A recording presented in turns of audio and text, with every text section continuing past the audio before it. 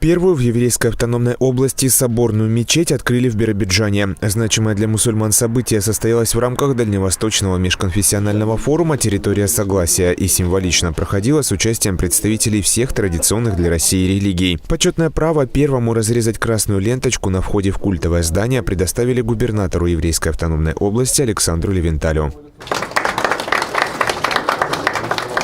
Для участников праздника была проведена экскурсия по 2 этажам мечети, вмещающей до 1000 верующих. В Большом молельном зале прозвучала первая после официального открытия храмового здания молитва.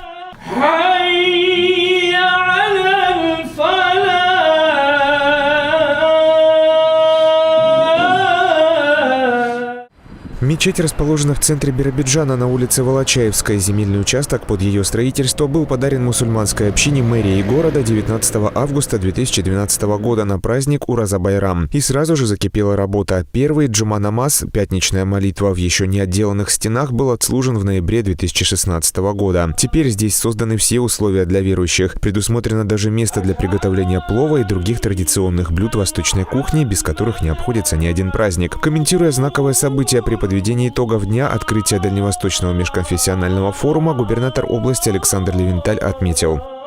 Только что мы приехали с открытия мечети. Это очень важное историческое событие. В еврейской области открылась первая мечеть. Это прекрасно. Сегодня мусульмане имеют свой дом, свою мечеть. И мы думаем, что это тоже позволит нам еще лучше взаимодействовать друг с другом.